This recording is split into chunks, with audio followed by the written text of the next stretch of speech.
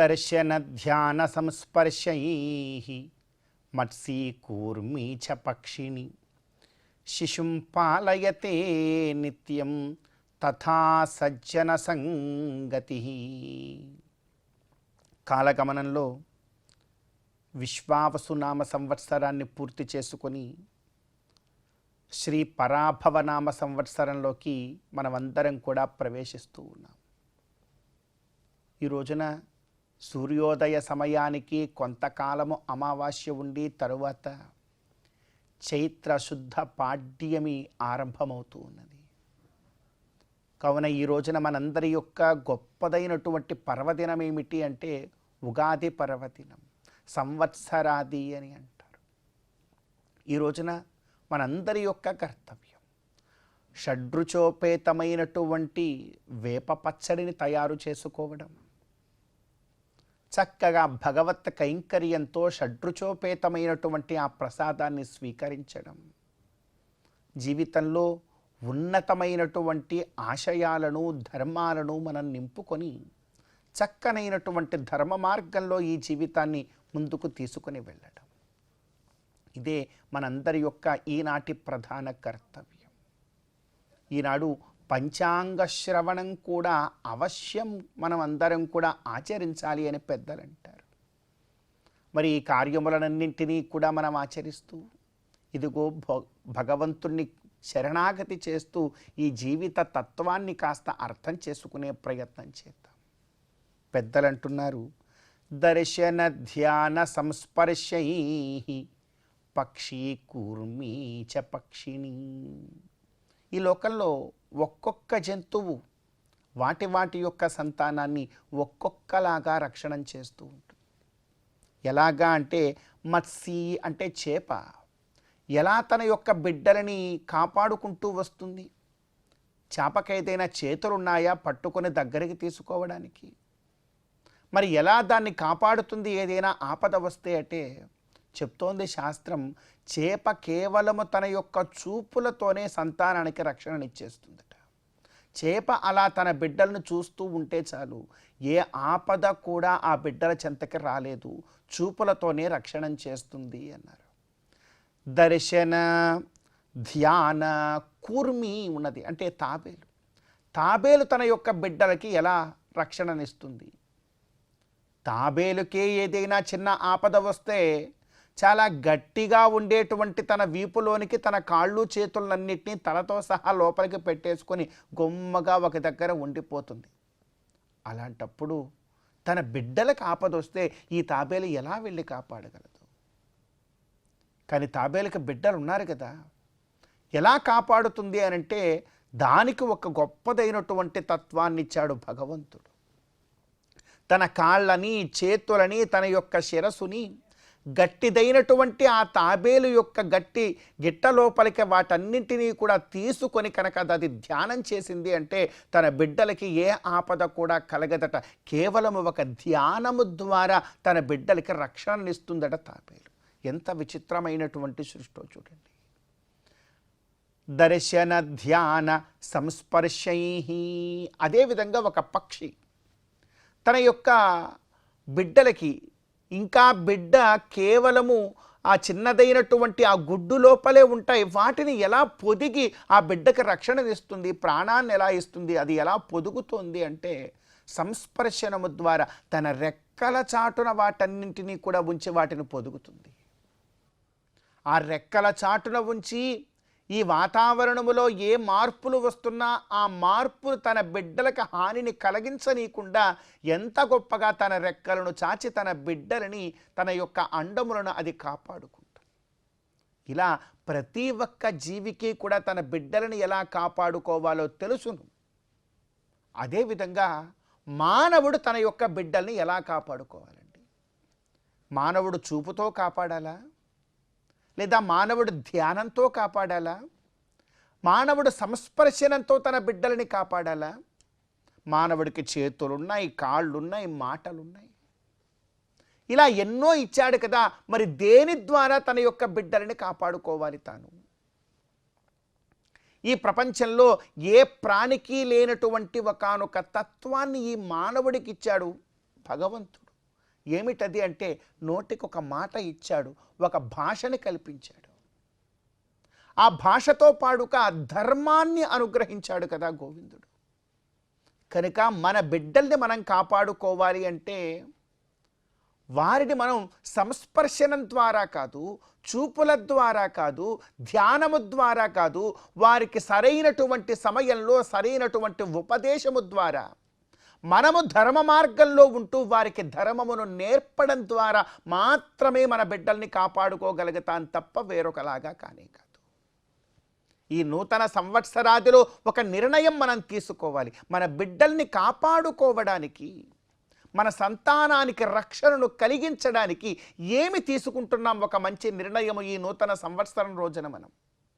ఆ నిర్ణయము ఏమిటి అంటే వారికి ధర్మమును నేర్పడం. వారికి గనక మనం ధర్మాన్ని నేర్పాము అంటే వారికి ఎంతో గొప్పగా సదా సర్వదా రక్షణ ఉంటుంది. అటువంటి గొప్పగా రక్షణలో, ధర్మము యొక్క రక్షణలో మన బిడ్డలు ఉండేలాగా మనం మన బిడ్డల్ని తీర్చిదిద్దుకునే ప్రయత్నం చేస్తూ, విశేషించి ఉగాది పర్వదినపు ధర్మములను మనం అందరం కూడా పాటించే ప్రయత్నం చేయడం అవశ్యము. ఈ సంవత్సరాదిలో సకల గ్రహముల యొక్క స్థితిగతులు ఏ విధంగా ఉన్నాయో తెలుసుకొని పంచాంగ శ్రవణం చేసే ప్రయత్నం చేయడం, తదనుగుణంగా మన జీవితాన్ని నిర్ణయించుకునే ప్రయత్నం చేయడం ఈ రోజున మనందరి యొక్క ప్రధాన కర్తవ్యం. అదేవిధంగా ఈ రోజున నక్షత్రం ఉత్తరాభాద్ర నక్షత్రం. అహిర్బుధ్నియ అను నామధేయము కలిగినటువంటి సూర్యుడు ఈ నక్షత్రమునకు అధిదేవత. మరి ఈ రోజున సూర్యారాధనము మనకు ఆయురారోగ్యాన్ని కలుగజేస్తుంది. అదేవిధంగా ఈ రోజున వారం గురువారం.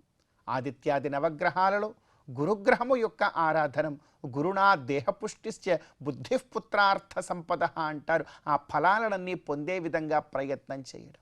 గోవిందుడి యొక్క అనుగ్రహంతో మనం చరితార్థం చేసుకుందాం. చందురుతోడ పూటిన సంపదల మెరుగవో కందువ బ్రహ్మల కాచే కల్పవల్లివో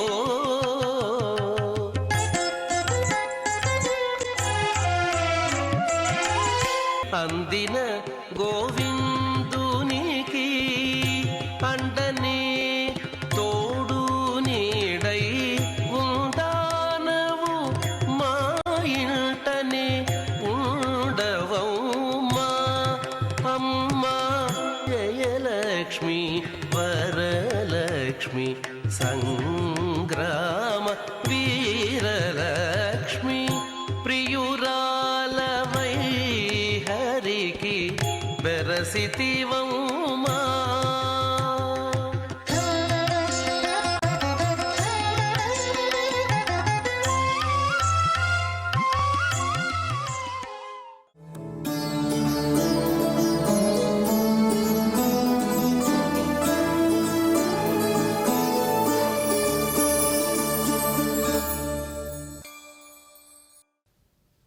శ్రీవేంకటాచలాధీశం శ్రియాధ్యాసితవక్షసం శ్రితచేతనమందారం శ్రీనివాసమహం భజే.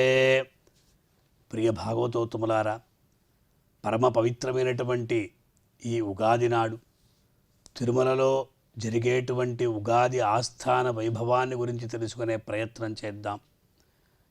ఉగాది యుగాది, యుగం యొక్క ఆది అంటే మనకు అందరికీ కూడా ఆ యుగం మొదలు వచ్చేటువంటి సంవత్సరాలు జ్యోతిష్శాస్త్రం ప్రకారం ఎంతో వైశిష్ట్యాన్ని కలిగి ఉన్నది. జ్యోతిష్శాస్త్రం మహాపుణ్యం అన్న రీతిగా అటువంటి జ్యోతిష్శాస్త్రాన్ని అనుసరించి వచ్చేటువంటి కొన్ని కాల విశేషాలు. ప్రభవాది మొదలుకొని 60 సంవత్సరాలు. అందులో పరాభ విశ్వావసునామ సంవత్సరం అనేది అది వెళ్ళి పరాభవనామ సంవత్సరం అనేది మనకు వస్తున్నది. ఇటువంటి ఈ ఉగాది నాడు చైత్రమాస ప్రారంభం, చైత్ర శుద్ధ పాడ్యమిని చెప్తూ ఉంటారు, ప్రతిపత్తిని చెప్తూ ఉంటారు. ఎంతో వైభవంగా ఈ ఆస్థానాన్ని తిరుమల క్షేత్రంలో నిర్వహిస్తారు. మిగతా ఎక్కడ కూడా ఇటువంటి వైభవాన్ని మనం చూడలేమో అనిపిస్తుంది. ముఖ్యంగా ఆ ఉగాది నాడు స్వామివారిని మనం సేవించుకునేటువంటి భాగ్యాన్ని పొంది ఉండాలి. యథాప్రకారం సుప్రభాతం అంతా కూడా జరుగుతుంది, తోమాల సేవ జరుగుతుంది, కొలువు జరగదు. శ్రీభూ సమేతుడైనటువంటి మలయప్ప స్వామికి ఏకాంత తిరుమంజనం జరిగి అచ్చటి నుండి ఆ గరుడాళ్వార్ మండపం, ఆ ఘంటా మండపంలో సర్వభూపాల వాహనం ధగద్ధగాయమానంగా ఉంటుంది. ఆ పుష్పాలతో, అనేక పుష్పాలతో ఆ సర్వభూపాల వాహనాన్ని ఎంతో సుందరంగా తీర్చిదిద్దుతారు. స్వామిని, మలయప్ప స్వామిని శ్రీభూ సమేతుడిగా వెంచేపు చేసి సర్వభూపాల వాహనం మీద వెంచేపు చేస్తారు. ఆ రోజు ఆ నవరత్న ఖచ్చితమైనటువంటి హారాలంతా ధరిస్తాడు, కిరీటాల్ని ధరిస్తాడు. విశేషంగా ఆ వజ్ర వైడూర్య మాణిక్యాలతో స్వామివారు అంత ప్రకాశవంతంగా మనకు దర్శన భాగ్యాన్ని ఇస్తారు. శ్రీదేవి, భూదేవి, మలయప్ప స్వామి వీరందరినీ అలంకరించిన తర్వాత స్వామివారి యొక్క ఆ ఎడమవైపు విశ్వక్సేనుల వారు వందే వైకుంఠసేనాన్యం దేవం సూత్రవతీసకం యద్వేత్రశిఖరస్పందే విశ్వమేతద్వ్యవస్థితమన్న రీతిగా ఆ సర్వసైన్యాధ్యక్షుడు, సర్వసేనాధిపతిని అక్కడ వేంచేపు చేస్తారు. ఆయన ఆ డోలు, కత్తి ఇదంతా కూడా ధరించి ఉంటారు. తరువాత విశేషమైనటువంటి తడిగ అంటే లడ్లు, వడ, అప్పాలు ఇవి అన్నీ కూడా భగవంతుడికి సమర్పిస్తారు. మొట్టమొదటగా ఆ ప్రసాదాలను అక్కడ ఒకసారి ప్రాకార ప్రదక్షిణం చేస్తారు. తర్వాత స్వామివారికి నైవేద్యం అవుతుంది. తదుపరి పెద్దజీయర్ స్వామివారు, చిన్నజీయర్ స్వామివారు, ఏకాంగి వారు, ఆచార్య పురుషులు, శ్రీవైష్ణవులు, అలాగే అధికారులు, అనధికారులు అందరూ కూడా యోగ నరసింహస్వామి సన్నిధి దగ్గరకు పరిమళపు అర అంటారు, అక్కడ వస్తారు.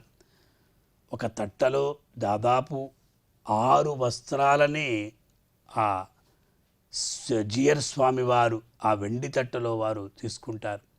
అలా ప్రదక్షిణం, విశేషంగా దీవిటి, అలాగే ఆ మంగళ వాయిద్యాలు, వేదపారాయణం, అదే ప్రకారంగా అధికారులందరూ కూడా అక్కడ వస్తూ ఉండగా ధ్వజస్తంభ ప్రదక్షిణం గావించుకొని నేరుగా లోపలికి వెళ్ళడం జరుగుతుంది.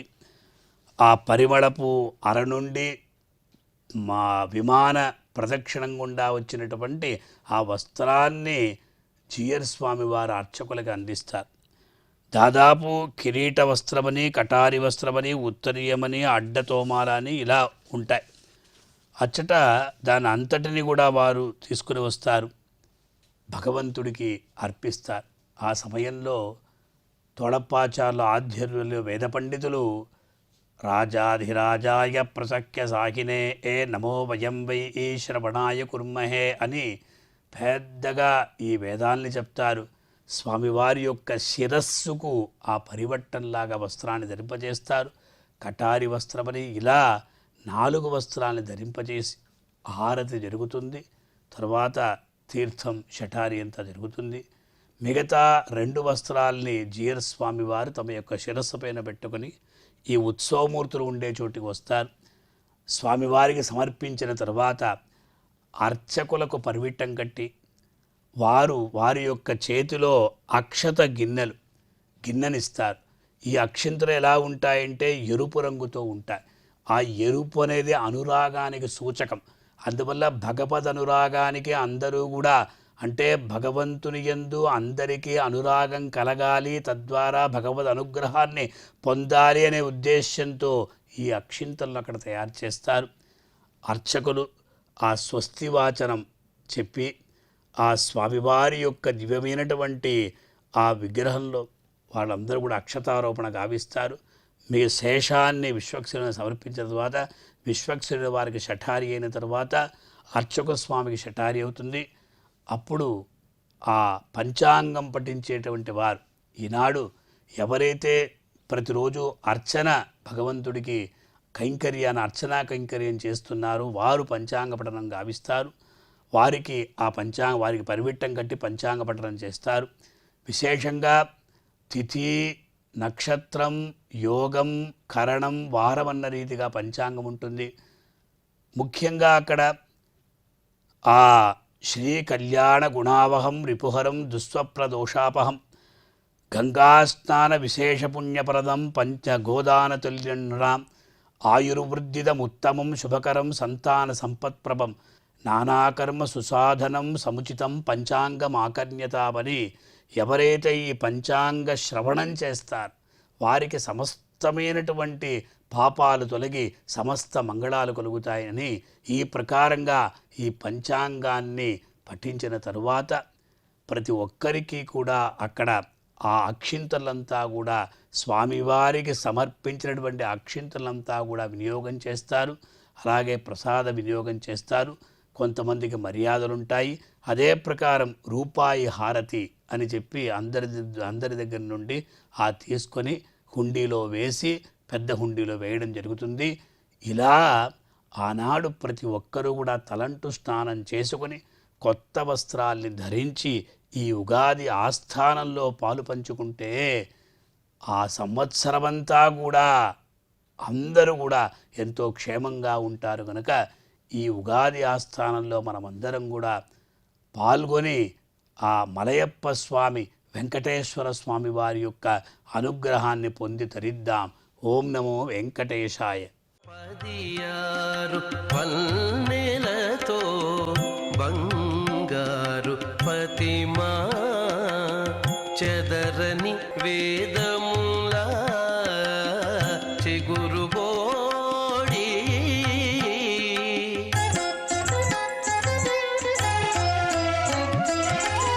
ఎదుట శ్రీ వెంకటేశు నిల్లాలవై నీవు నిధుల నిలిచే తల్లి నీవారమౌమా అమ్మా జయలక్ష్మి వరలక్ష్మి సంగ్రామ వీరలక్ష్మి ప్రియురాలవై హరికి వెరసితివౌమా అమ్మా జయలక్ష్మి వరలక్ష్మి సంగ్రామ వీరలక్ష్మి వరలక్ష్మి జయలక్ష్మి.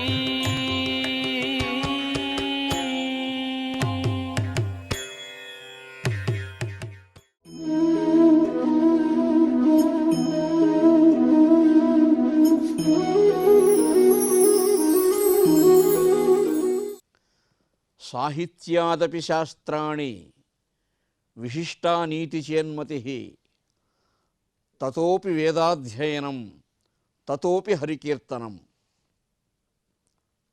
ఈ కలియుగంలో మానవులకు పరమాత్మ ఎంత వెసులుబాటు కల్పించాడంటే ఆ దేవదేవుని మనం ప్రసన్నం చేసుకోవాలంటే హరికీర్తనం, సాహిత్యాన్ని అధ్యయనం చేయడం గొప్ప విషయమే.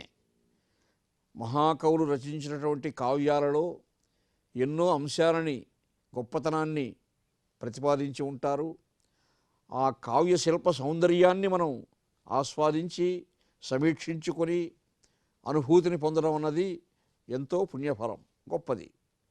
సాహిత్యాదపి శాస్త్రాన్ని, తర్క వ్యాకరణ మీమాంసాది శాస్త్రాలు పఠించడం సాహిత్యాధ్యయనం కంటే కూడా గొప్పది అని చెప్పారు. సాహిత్యంలో రసానుభూతి ఉంటుంది, శాస్త్రాధ్యయనంలో ఏముంటుందంటే జ్ఞానం ఉంటుంది.